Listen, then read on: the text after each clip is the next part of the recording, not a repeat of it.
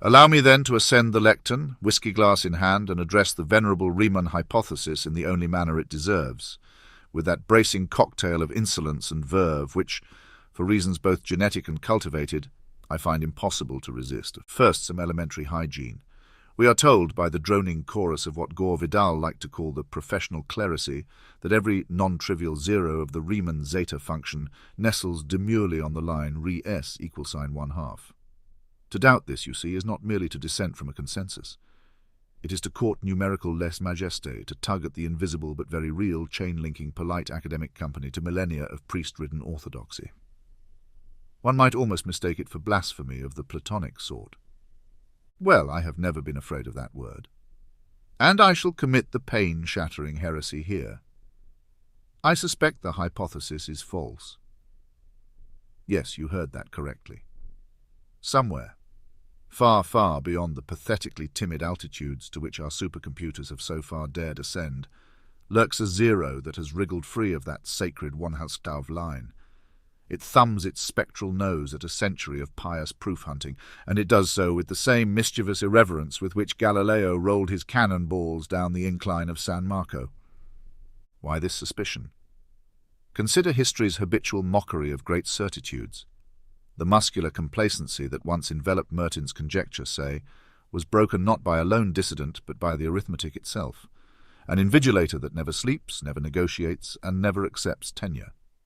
Or look to Littlewood, that arch-iconoclast who cheerfully demonstrated Gauss and Riemann's prime-counting approximation would eventually be ambushed by sign changes so colossal that one trembles at the thought of how long the casualties remained out of sight. But, cry the anointed keepers of analytic number theory, we have verified billions of zeros and they all behave. Yes, and as mesdames and messieurs at the Versailles court once observed of the Bourbon monarchy, everything works splendidly until, with one guillotine slice of reality, it does not. The abyssal heights, for heights become abysses when you flip the complex plane on its head, already stretch past 1014. I claim, indeed I savour, the likelihood that nature has hidden its one decisive deviation so stupefyingly far away that no battery of GPUs, no heroic Odlyzko calculation, no quantum-oiled contraption dreamt up in Palo Alto will ever so much as glimpse its gravitational lensing. Then come the zealots of random matrix theory to reproach me. Look at the spectral statistics. The zeros mimic the GUE ensemble with uncanny fidelity. Ah, yes, the cult of uncanny. I adore it, but I refuse to be mesmerized by it. All heuristics are rental agreements with Mother Reality, and she is a notoriously litigious landlady. Show me the legal deed, signed in rigor mortis ink, that compels the zeta function to obey GUE forever, and I will gladly recant. Until then, the statistical resemblances, however delicious, remain exactly that, resemblances. I invoke also the tantalizing menace of a Siegel zero. Nobody has produced such a beast, but neither has anyone exorcised the possibility with priestly finality. Should it spring from its crypt, its mere existence would warp the landscape enough to force a non-one-Shattuv zero in Riemann's own stomping ground, like some cosmic adjustment to restore arithmetic equilibrium.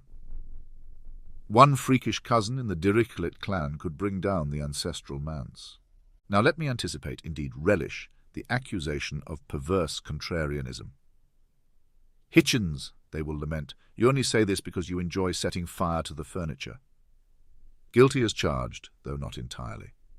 For if the hypothesis is eventually proved true, humanity gains an exquisite theorem, and the primes fall into yet sharper focus, a victory for us all. But if it is proved false, if a rogue zero is flushed from its eldritch lair, we gain something even more delicious, the demolition of complacency, a reminder that mathematics, like literature, reserves the right to spring a plot twist worthy of Nabokov. And what, practically speaking, is lost? Very little. Cryptography will not crumble, prime sieves will continue their dutiful sieving, and schoolchildren will still struggle with long division. We would merely trade one elegant bound for another, slightly shabbier one. In exchange, we acquire that most invigorating of elixirs, the knowledge that the universe still possesses secrets immune to orthodox lullabies. I concede, magnanimously I hope, that my odds stand at perhaps 60-40 in favour of falsehood versus truth.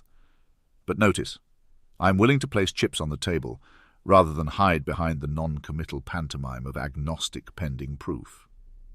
To demand proof before opinion is to reduce all intellectual adventure to bookkeeping. So here I end, cognac low, ashes high, and certainty deliciously absent. Let the immaculate columns of the Institute write my heresy on a blackboard and scoff. Let them retort with ever higher verifications, with sharper explicit bounds, with cloud-entombed supercomputers burning through electrified nights. I applaud them and wish them Godspeed. But I also suspect, as Orwell once did amid the idiocies of his age, that somewhere arithmetic is already composing its quiet counterpunch.